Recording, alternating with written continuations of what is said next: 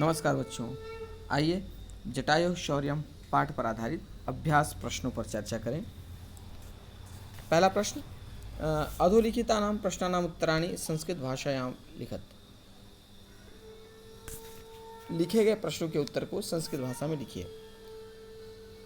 पहला, जटायु पश्य इति का वदति। जटायु देखो, ऐसा कौन बोल रहा है?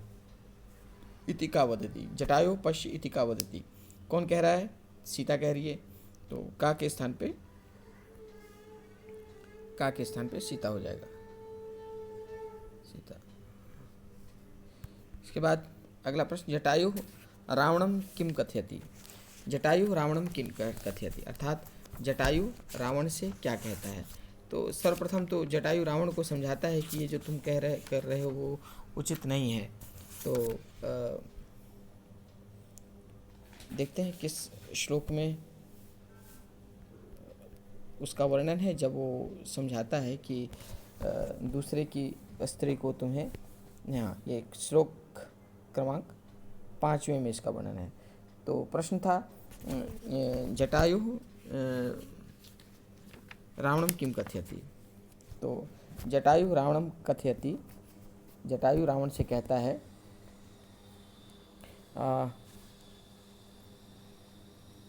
निवर्तय मतिम नीचाम परदारा और वर्षात की त्वम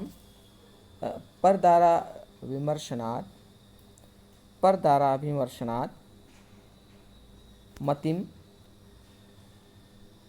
नीचाम मतिम निवर्तय। त्वम परदाराभिमर्शनात् नीचाम मतिम निवर्तय। तुम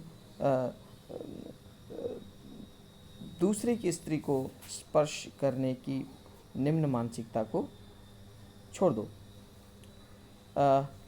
धीरः न तत् समाचरेत, धीरः न तत् समाचरेत, धैर्यवान व्यक्ति को ऐसा आचरण नहीं करना चाहिए। यतः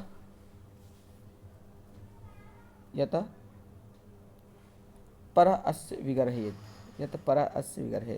तो यहाँ प्रारंभ होगा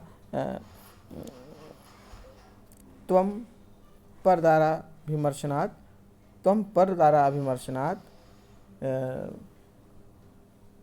नीचाम मतिम निवर्तय, अपनी बुद्धि को बदल दो। परदारा को स्पर्श करने की अपनी बुद्धि को बदल लो। धीरः न तत्समाचरेत, यतः परः अस्य विगरहेत। ये पूरा उत्तर होगा उसका। आगे बढ़ते हैं, अगला श्लोक, अगला प्रश्न। क्रोधवशात् रावणः किं कर्तुम् उद्यतः अभवत्। क्रोधवशात, क्रोध के वश में रावण क्या करने को तैयार हो गया। तो अंतिम श्लोक में इसका 10वें श्लोक में इसका वर्णन है। जब रावण क्रोधित हो गया था तो उत्तर शुरू होगा क्रोधवशात रावण, क्रोध के वश में रावण वैदेहीम, सीता को, वामेन अंकेन, बाएं गोद में, संप्रश्वज्य, पकड़कर, तलेन, आशु जटायुम अभिजगान,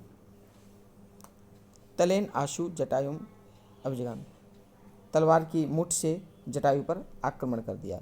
तो उत्तर होगा क्रोधवशात रावणः वैदेहीम वामेन अंकेन संप्रश्वज्य तलेन आशु जटायुम अभिजगान।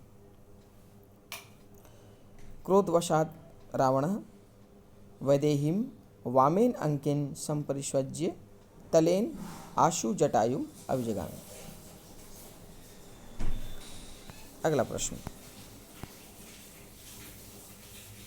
पतगेश्वर रावणस्य कीदृशं चापं सशरं भंज। पतगेश्वर पक्षियों का राजा रावण पतगेश्वर पक्षियों के राजा जटायु ने रावणस्य कीदृशं कैसे धनुष को सशरम भभंज शर के साथ तोड़ दिया। तीर के साथ तोड़ दिया। तो उसका धनुष कैसा था? उसका धनुष मुक्ता मणि से विभूषित था। तो कीदृशम के स्थान पे हो जाएगा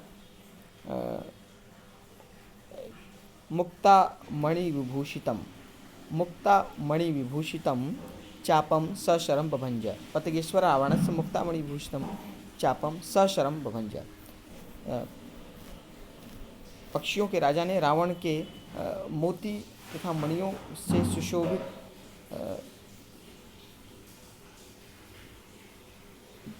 धनुष को बाण के साथ नष्ट कर दिया।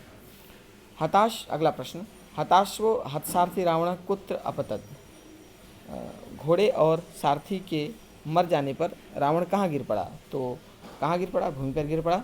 तो हताश्वो हतसारथी रावण भुवि अपतत।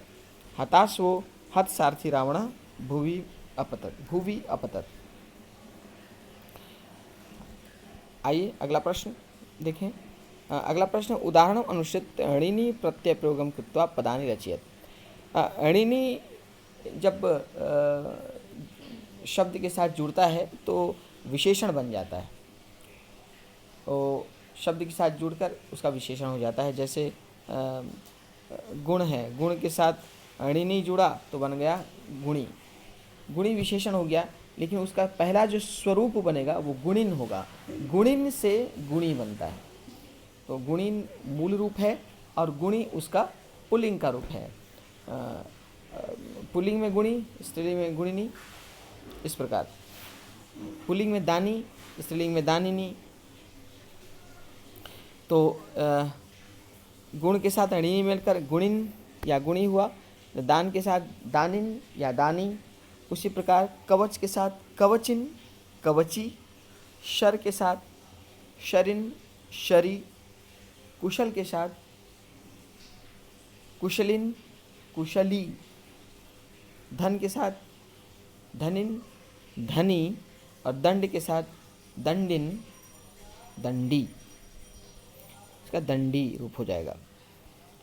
अगला प्रश्न, रावणस्य जटायुश्च विशेषणानि सम्मिलित रूपेण लिखितानि। रावण और जटायु के विशेषण को मिलाकर लिखा हुआ है। तानि पृथक पृथक कृत्वा लिखत। उन्हें अलग अलग करके लिखो। अर्थात रावण के जो विशेषण है रावण के अंतर्गत और जटायु के विशेषण है जो है और जटायु के कॉलम में लिखना है। तो युवा कौन था? रावण युवा था। सशर धनुष से युक्त कौन था? रावण। वृद्ध कौन था? जटायु। उसके बाद हताश्व जिसके घोड़े मर गए वो कौन था? रावण। महाबल महाशक्तिशाली कौन था? जटायु। तो महाशक्तिशाली जटायु और रावण दोनों में हो सकता है। दोनों थे शक्तिशाली। रावण भी शक्तिशाली था और जटायु भी शक्तिशाली था।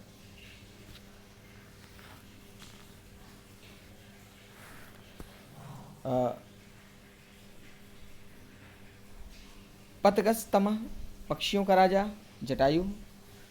भग्न धन्वा धनुष नष्ट हो गया जिसका, ऐसा कौन था? रावण। महागृध विशाल गिद्ध पक्षी जटायु। खगाधिपः पक्षियों का राजा जटायु। क्रोध मूर्छितः क्रोध से भरा हुआ रावण। पतगेश्वर पक्षियों का राजा जटायु। सरथ रथवान रावण। कवची कवच धारण किया हुआ रावण। और शरी बाण धारण किया हुआ रावण। तो इस प्रकार इनके विशेषण को इनके नीचे लिखना है। अगला प्रश्न, संधिम अथवा संधिच्छेदम कृत्वा लिखत। संधि है तो उसका विच्छेद करना है और यदि विच्छेद है तो उसकी संधि करनी है। तो च के साथ आदाय मिलकर चादाय हुआ, दीर्घ स्वर संधि। उसी प्रकार हत अश्व के साथ हताश्व हो जाएगा।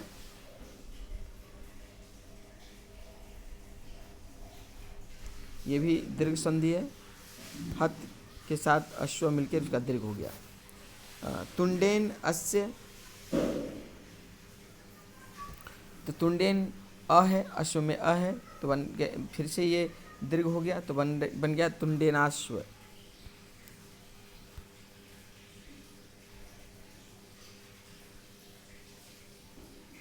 तुंडेनाश्व। अगला बभंजास्य, यहाँ भी दीर्घ है, बभंज के साथ अस्य, बभंजास्य।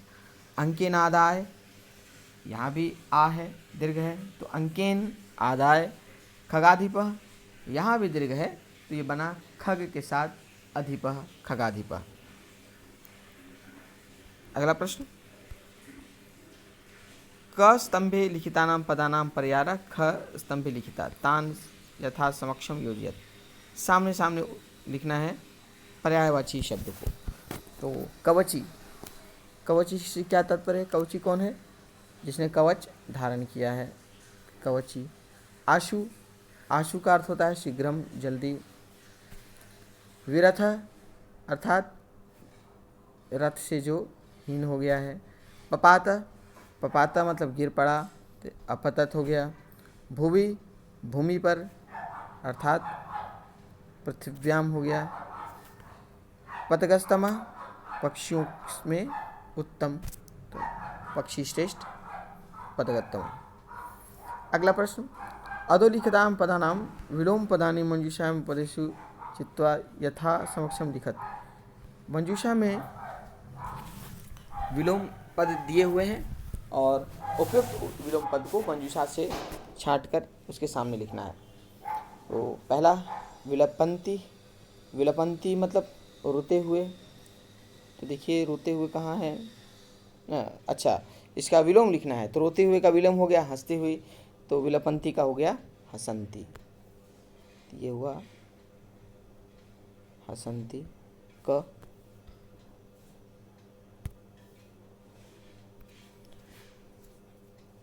दूसरा आर्य, आर्य का विलोम, आर्य का विलोम अनार्य, जो आर्य न हो, अनार्य, आर्य का विलोम अनार्य। तीसरा राक्षसेंद्रन, राक्षसेंद्रन माने राक्षसों के राजा के द्वारा, अर्थात इसका उल्टा राक्षसों का राजा, देवों का राजा। पाप कर्मणा, पाप करने वाला, अर्थात पुण्य कर्मणा, इसका विलोम। क्षिप्रम, क्षिप्रम का अर्थ होता है शीघ्रम, तो इसका विलोम हो गया क्षिप्रम का विलोम मंदम, धीरे धीरे। विगर्ह्येत, विगर्ह्येत अपमान करना चाहिए, तो ये प्रशंसित, प्रशंसा करनी चाहिए। वृद्ध, वृद्ध का विलोम युवा। आदाय, प्रदाय, आदाय मतलब लेकर, प्रदाय मतलब देकर। वामेन, वामेन मैंने बाएं, दक्षिण का अर्थ होता है दायां, तो दक्षिणेन। अतिक्रम में का इसका विलोम अनतिक्रम में। इस प्रकार विलोम पद चयन हुआ। अब इसके आगे बढ़ते हैं। अधोलिखितानि विशेषण पदानि प्रयुज्य संस्कृत वाक्यानि रचयत। इन विशेषण पदों से संस्कृत वाक्यों की रचना कीजिए। तो छोटे छोटे वाक्य बनाने हैं इन शब्दों के प्रयोग से। शुभाम, शुभाम अर्थात शुभ, तो शुभाम है, इसका तात्पर्य कि स्त्रीलिंग है, तो वाक्य बना सकते हैं। शुभाम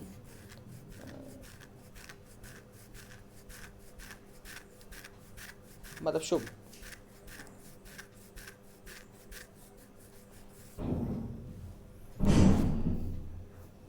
शुभाम गिराम शुभ वचन वद, शुभ गिराम, शुभाम गिराम वद, शुभ वचन बोलो, ये हो सकता है। नेक्स्ट, खगाधिप, पक्षियों का राजा, तो जटायु खगाधिप आसीत। हतसारथी, सारथी के मरने पर, तो हत सारथी रावण भुवि अपतत, रावण सारथी के मरने पर रावण भूमि पर गिर पड़ा। वामेन बाएं, तो सह वामेन हस्तेन कार्यम करोति, वह बाएं हाथ से कार्य करता है, ऐसा हो सकता है। कवची कवचधारी, तो कर्ण कवचधारी आसीत, कर्ण कवचधारी था। इस प्रकार छोटे से वाक्य आप अपने स्वयं से बना सकते हैं। शुभाम, बस ध्यान ये रखना है कि जो शब्द है वो शब्द यदि विशेषण है तो स्त्रीलिंग में है या पुल्लिंग में है तो विशेष भी उसी रूप में होगा। जैसे शुभाम है, तो शुभाम है, इसका तात्पर्य है कि ये स्त्रीलिंग होगा विशेषण, तो विशेष आपको स्त्रीलिंग में, जैसे शुभाम वाणी, ठीक है। सह प्रातः काले शुभाम, सह वयम सर्वदा शुभाम वाणी वदेत, हमें हमेशा शुभ वाणी बोलनी चाहिए, ये हो सकता है। अगला, उदाहरण अनुचित समस्त पदम रचित, ये समास विग्रह किया हुआ है, समस्त पद ये करना है। त्रयाणाम लोकानाम समाहार त्रिलोकी, तो सप्तानाम पदा, उसे पंचानाम वटानाम समाहार पंचवटी हो जाएगा। सप्तानाम पदानाम समाहार सप्तपदी, और अष्टानाम भुजानाम समाहार अष्टभुजी। इस प्रकार चतुर्णाम मुखानाम समाहार चतुर्मुखी,